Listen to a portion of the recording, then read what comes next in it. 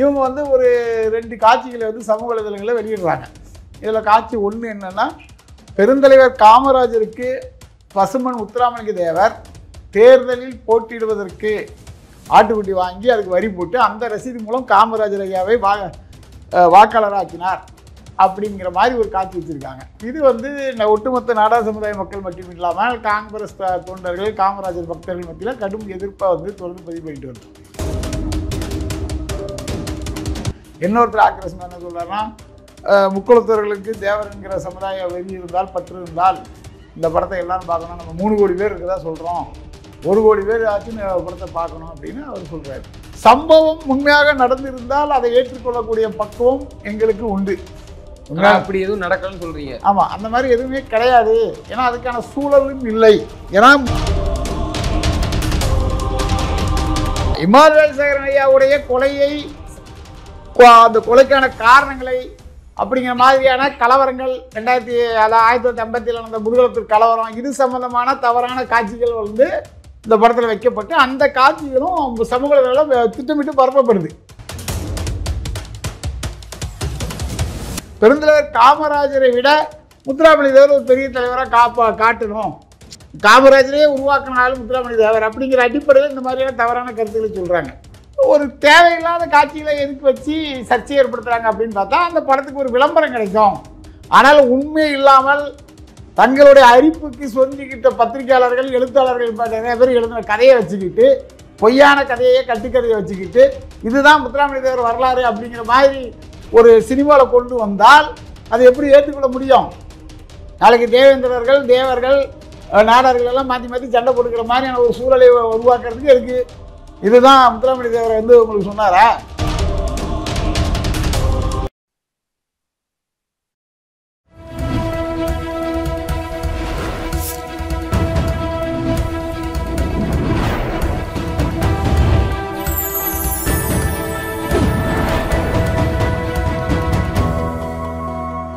Channel 5 Tamil நேயர்களுக்கு வணக்கம். இன்றைய நேர்காணலில் நம்மோடு பேசியிருப்பது தமிழ்நாடு நாடார் சங்க தலைவர் முத்துரமேஷ் நாடார் அவர்கள். சார் வணக்கம் சார். வணக்கம் சார். சார், தேசிய தலைவர்னு ஒரு படம் வந்து திரைக்கு வர இருக்குது. முத்துராமலிங்க தலைவர் அவருடைய கதையை தழுவி எடுத்திருக்கிறாங்க. கதை என்பதை விட அவருடைய வரலாறை மையப்படுத்தி எடுத்திருக்காங்க. நீங்கள் ஒரு கற்பனை தலைவர்னு சொல்லி சொல்கிறீங்களே, ஏன் அப்படி? என்ன இல்லை, அதாவது பசும்பொன் முத்துராமலிங்க தேவர் அவருடைய வாழ்க்கை வரலாறை வைத்து தேசிய தலைவர்னு சொல்லி ஒரு படம் எடுக்கிறதாக 3-4 வருஷமாக சொல்லிகிட்டே இருக்காங்க. படத்தை பற்றி பல்வேறு சர்ச்சைக்குரிய கருத்துக்களை படத்துடைய தயாரிப்பாளர்னு சொல்லிக்கிறவர்கள் பதிவு செஞ்சுருக்காங்க முகநூல்களில். அது தொடர்ந்து நாங்களும் அதுக்கு எதிர்ப்பு தெரிவிச்சுட்டு வரோம். அதாவது காமராஜர் சம்பந்தமான காட்சிகள் வந்து, தவறான காட்சிகள் இந்த படத்தில் இடம்பெறக்கூடாது அப்படிங்கன்னு சொல்லிட்டு வரோம். இமானுவேல் சேகரன் ஐயாவுடைய பற்றி தவறான காட்சிகள் இடம்பெறக்கூடாது, வேலுச்சாமியாளரை பற்றி தவறான காட்சிகள் வரக்கூடாது அப்படிங்கிறத நம்ம தொடர்ந்து சொல்லிக்கிட்டே வரோம்.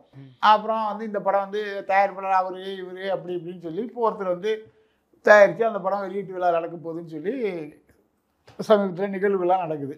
அந்த நிகழ்வில் பேசக்கூடிய ஒருத்தர் வந்து முத்துராமலிங்க தேவரையருடைய ஆதரவாளர், தீவிர ஆதரவாளர் ஒருத்தர் என்ன சொல்கிறாருன்னா, படத்தில் டைட்டில் வந்து இது வந்து கற்பனையான படம், இந்த படத்தில் ஒரு சம்பவங்கள் எல்லாமே பத்திரிகை செய்திகளில் வந்தது மட்டும் கற்பனையான கதை அப்படின்னு சொல்லியிருக்காங்க அப்படின்னாங்க. அப்படின்னு பதிவு சொல்லியிருக்காங்க. அதை வந்து நீக்கணும், இது வந்து தேவரையோடைய வரலாறாக வரணும். அந்த படத்துக்கு நான் 52 காட்சிகள் வந்து திருத்தம் சொல்லியிருக்கேன், அதை எதுவுமே செய்யலை அப்படின்னு சொல்லி ஒருத்தர் வருத்தத்தை தெரிவித்து ஆக்ரோஷமாக மேடையில் பேசுகிறத பார்க்குறோம். இன்னொருத்தர் ஆக்ரோஷமாக என்ன சொல்கிறாருன்னா, முக்குளத்தவர்களுக்கு தேவருங்கிற சமுதாய வெறி இருந்தால், பற்று இருந்தால் இந்த படத்தை எல்லாரும் பார்க்கணும். நம்ம 3 கோடி பேர் இருக்கதா சொல்கிறோம், 1 கோடி பேர் ஆச்சு படத்தை பார்க்கணும் அப்படின்னு அவர் சொல்கிறார். இது அவங்க சமுதாயத்தை சேர்ந்த ஒரு தலைவர், அவரை பற்றி பேசுகிற விஷயங்கள். இதில் நமக்கு என்ன பிரச்சனை அப்படின்னு கேட்டிங்கன்னா, இவங்க வந்து ஒரு 2 காட்சிகளை வந்து சமூக வலைதளங்களில் வெளியிடுறாங்க. இதில் காட்சி ஒன்று என்னென்னா, பெருந்தலைவர் காமராஜருக்கு பசுமன் முத்துராமலிங்க தேவர் தேர்தலில் போட்டியிடுவதற்கு அவர் வரி கட்ட வேண்டுங்கிற அடிப்படையில் ஆட்டுக்குட்டி வாங்கி கொடுத்ததாகவும், ஆட்டுக்குட்டி வாங்கி அதுக்கு வரி போட்டு அந்த ரசீது மூலம் காமராஜர் ஐயாவை வாக்காளராக்கினார் அப்படிங்கிற மாதிரி ஒரு காட்சி வச்சுருக்காங்க. இது வந்து ஒட்டுமொத்த நாடார் சமுதாய மக்கள் மட்டும் இல்லாமல் காங்கிரஸ் தொண்டர்கள், காமராஜர் பக்தர்கள் மத்தியில் கடும் எதிர்ப்பை வந்து தொடர்ந்து பதிவு பண்ணிட்டு வருது. இது ஏற்கனவே பல்வேறு பத்திரிகை செய்திகளில் இது வந்து பல்வேறு பத்திரிகை செய்திகள் ஏற்கனவே எதிர்ப்பு தெரிவிச்சிருக்கோம்.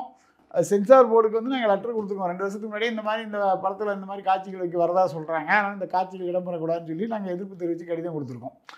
ஆனால் இப்போ இருக்க சென்சார் போர்டுக்கு இருக்க உறுப்பினர்களுக்கு அந்த நம்ம கொடுத்த புகாரெல்லாம் தெரியுமா தெரியாதான்னு தெரியாது. இதில் என்னென்னா சம்பவம் உண்மையாக நடந்திருந்தால் அதை ஏற்றுக்கொள்ளக்கூடிய பக்குவம் எங்களுக்கு உண்டு. அப்படி எதுவும் நடக்கலன்னு சொல்கிறீங்க? ஆமாம், அந்த மாதிரி எதுவுமே கிடையாது. ஏன்னா அதுக்கான சூழலும் இல்லை. ஏன்னா முதல்ல தேர்தல் நடைபெற்றது 1936. அப்போது பசும்பொன் முத்துராமலிங்க தேவர் அவர்கள் ஒரு வட்டார காங்கிரஸ் கட்சி தலைவராக இருந்தார்.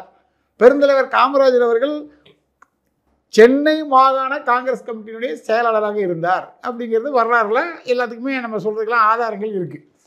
அப்படி இருக்கும்போது ஒரு மாநில செயலாளருக்கு ஒரு தாலுகா தலைவர் ஒரு ஆட்டுக்குட்டியை வாங்கி கொடுத்துருந்தால் அந்த அவங்க கட்சி சார்ந்த பத்திரிகையாச்சும் ஒரு செய்தியாக வந்திருக்கோம். அந்த மாதிரியான செய்திகள் ஏதாவது இருந்தால் கொடுங்கள், நாங்கள் ஒத்துக்கொள்கிறோம்னு சொன்னோம். இது வரைக்கும் அந்த மாதிரி யாரும் சொல்லலை.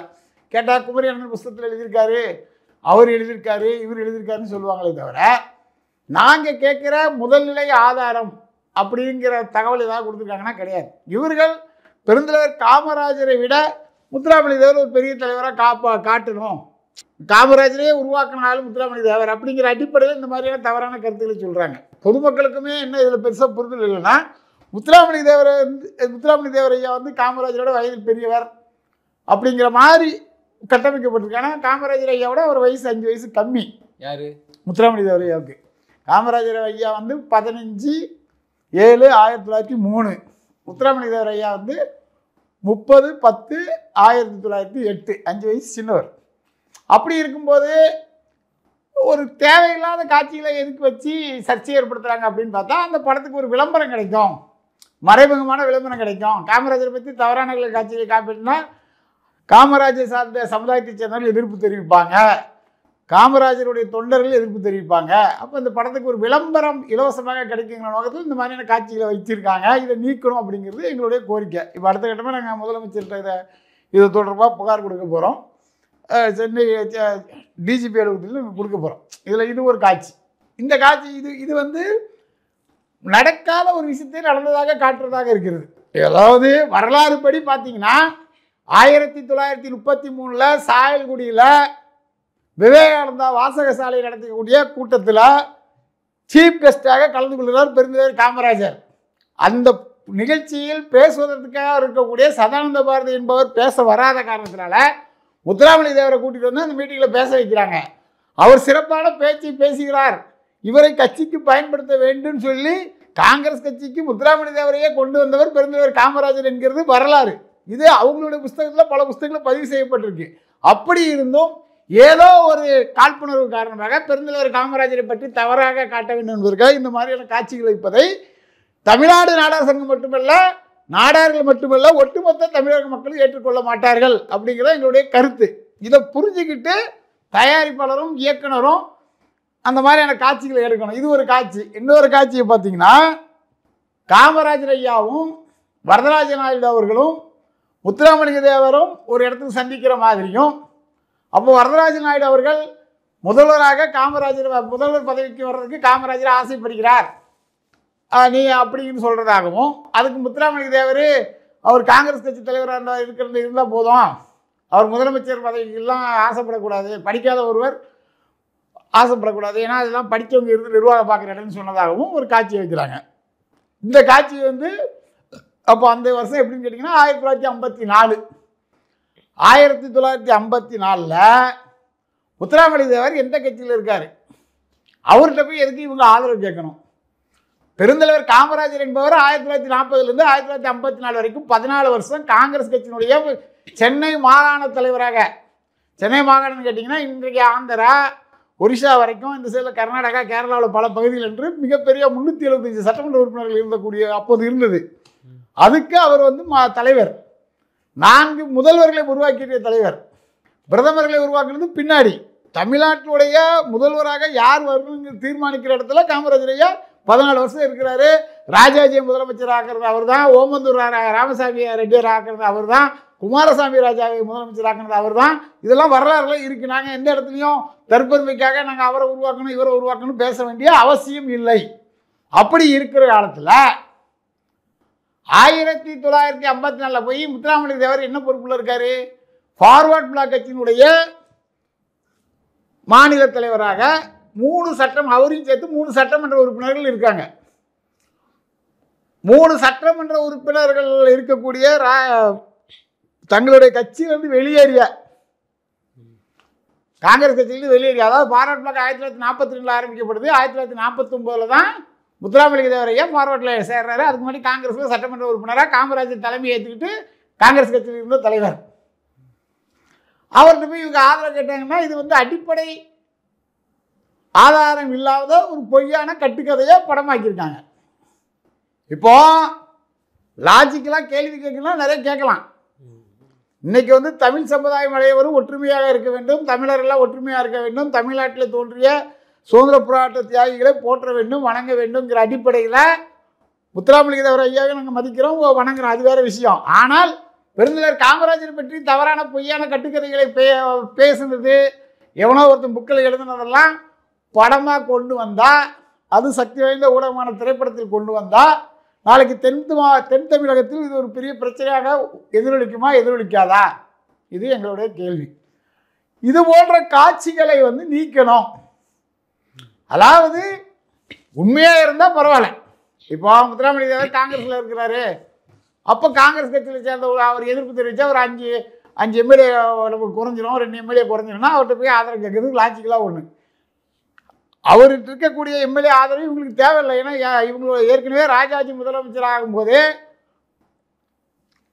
தமிழ்நாடு உழைப்பாளர் கட்சியில் உள்ள 19 எம்எல்ஏ ராமசாமி படையச்சேர்வர்கள் ஆதரவு கொடுத்துருக்காங்க. காமன்வெல்த் கட்சி மாணிக்கவேல் நாயக்கர் 6 எம்எல்ஏ ஆதரவு கொடுத்துருக்காங்க. இப்படி பல்வேறு கட்சிகள் சுயேட்சைகளும் ஆதரவு கொடுத்து அவங்க ஆல்ரெடி முதலமைச்சர் பதவியில் இருக்கக்கூடிய ஒரு கட்சி.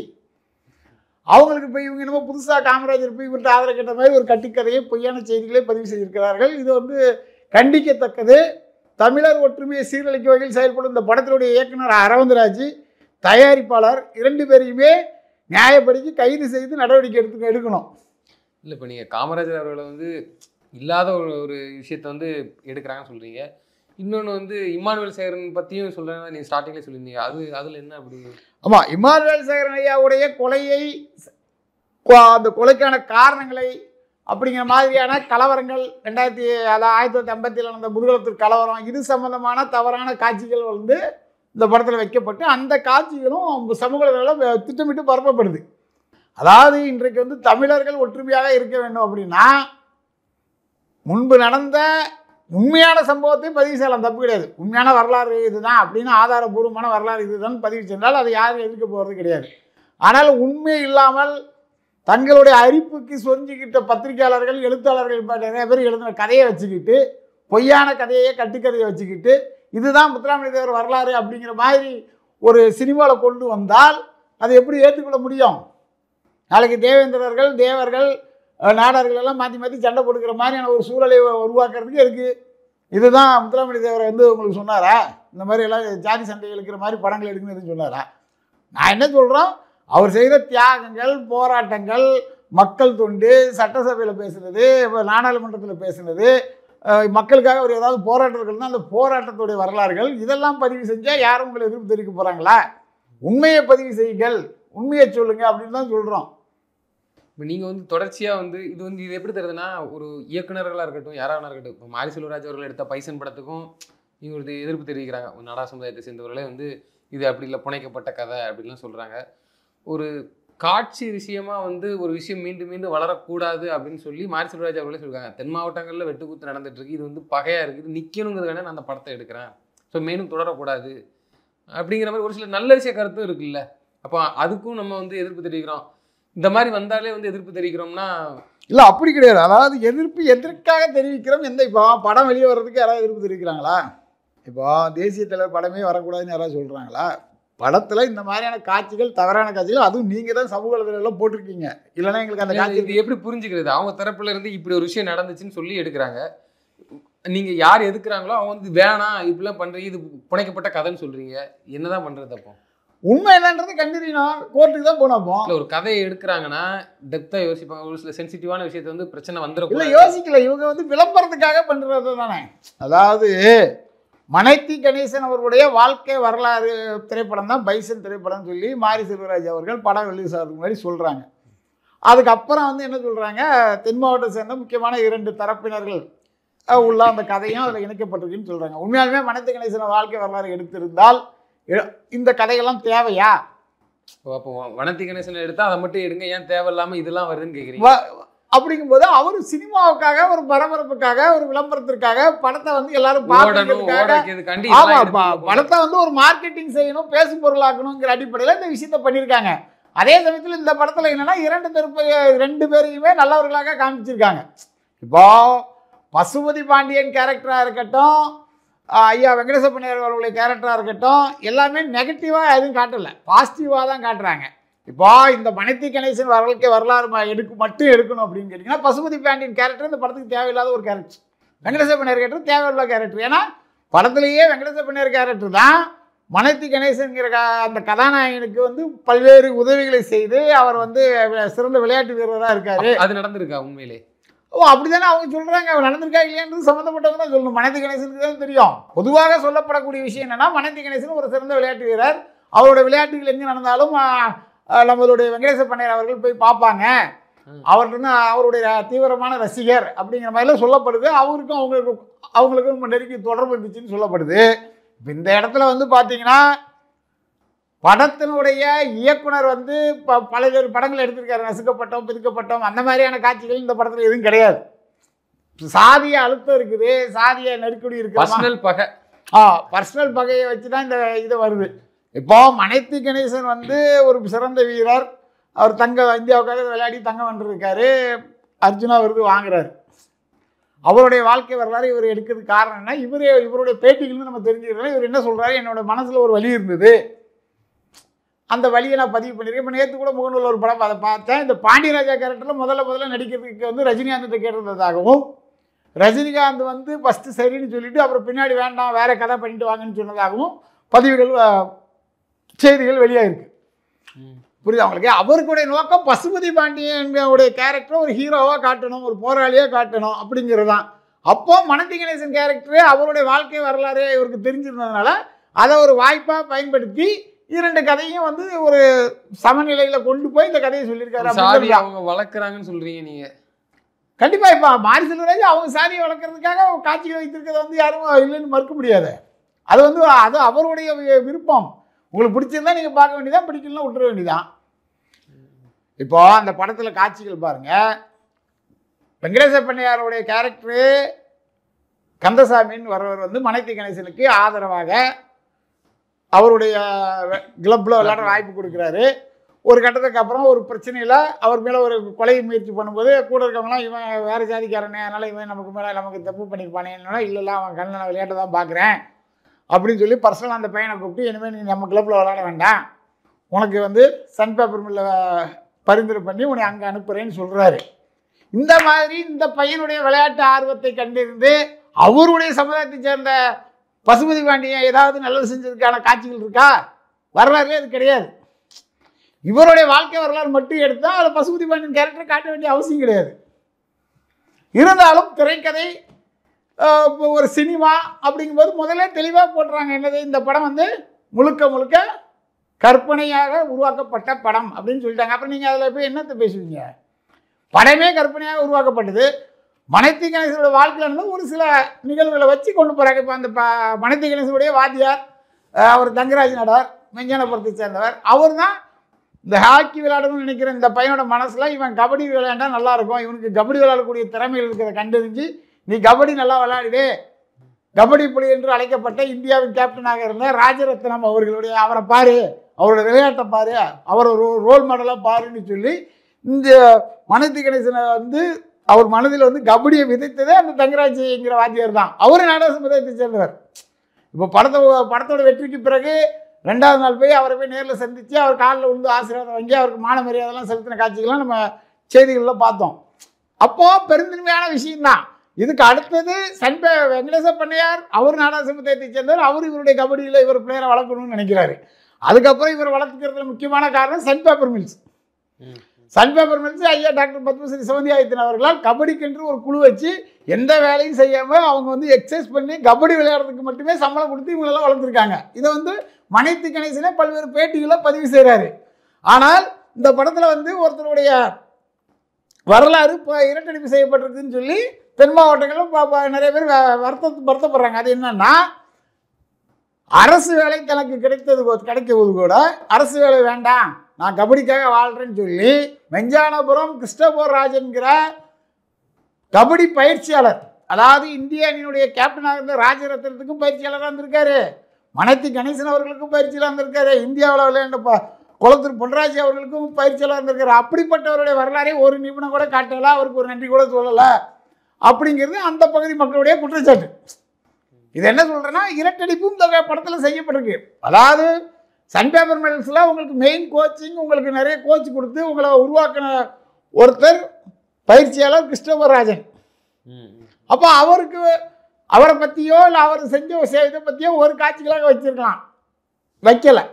இதுக்கப்புறம் பார்த்தீங்கன்னா பாண்டியன் ஐபிஎஸ் அப்படி அவர் தான் தேர்வாணைய தலைவராக இருந்தார். அவரும் பல்வேறு கட்ட முயற்சிகள் எடுத்து இந்த பையன் வந்து நல்லா விளையாடுறான், இவனுக்கு வாய்ப்பு கொடுக்குன்னு சொல்லி முயற்சி பண்ணியிருக்கிறாங்க.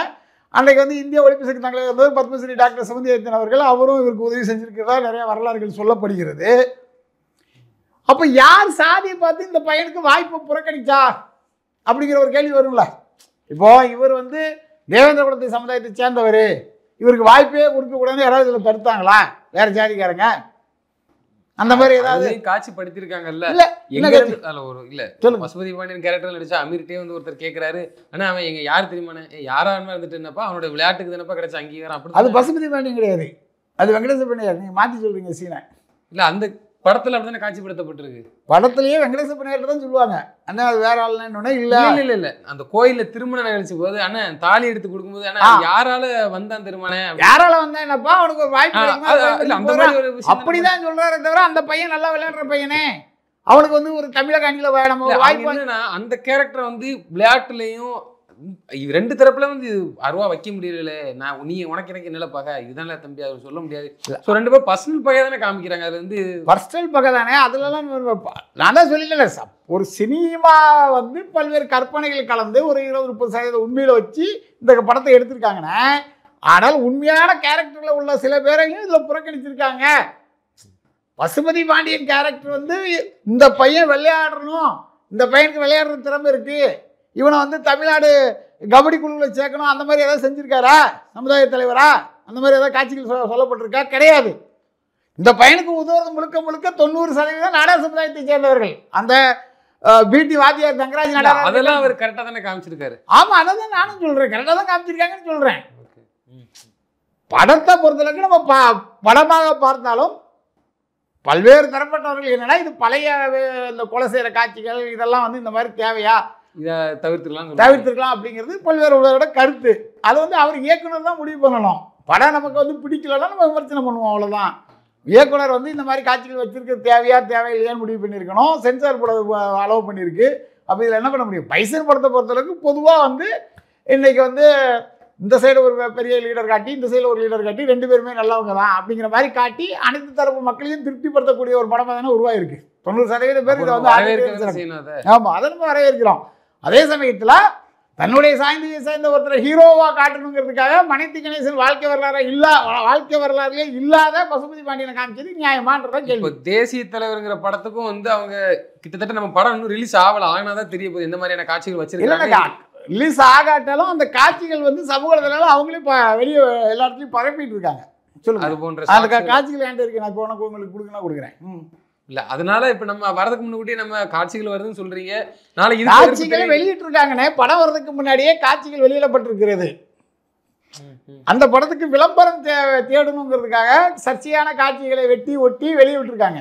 இதே மாதிரி காமராஜர் அவர்கள் நாட்டுக்குட்டி கொடுத்த இது போன்ற காட்சிகள் அதுல இருந்தா நீங்க போராட்டம் பண்ணுவீங்கிறீங்க படத்தை? இல்ல இப்பவே வந்து காட்சிகள் இருக்குதுன்னு சொல்லி தானே அவங்க வெளியிட்டு இருக்காங்க. இப்போ இந்த காட்சிகள் இப்போ நான் உங்களுக்கு அனுப்புறேன், அது நீங்களும் போடுங்க இதுல. அதாவது இந்த மாதிரியான காட்சிகள் இந்த படத்துல இருக்கு அப்படின்னு சொல்லி காமிச்சிருக்காங்கண்ணே.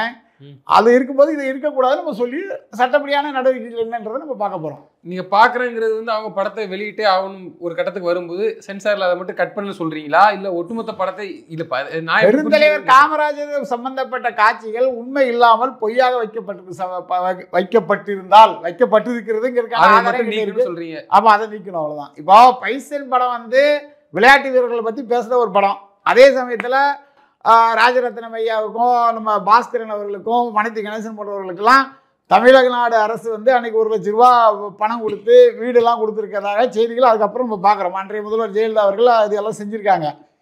இதெல்லாம் அந்த காட்சியில் ஏதாவது சொல்லியிருக்காங்களா படத்தில்? கிடையாது. அதே மாதிரி இப்போ இன்னைக்கு வந்து விளையாட்டுக்காக 3% கருணாநிதி முன்னாள் முதல்வர் கருணாநிதி அவர்கள் முதல்வராக இருந்து அதை கரெக்டாக காமிச்சிருப்பாரோ மாரி செல்வராஜ். ஏன்னா ஒரு பக்கம் வந்து திமுக இருக்கிறனால இது போன்ற படங்கள் வெளியிடும் அவர் மேலே குற்றச்சாட்டு இருக்குது, அதனால கேட்குறேன். இல்லை, கண்டிப்பாக அப்படிதான். கருணாநிதி இதில் கட் அவுட்லேயே காமிக்காரு. பார்க்கல படத்தில் பார்த்தீங்கன்னா கருணாநிதியோடைய கட் அவுட் காமிக்கிறாங்க.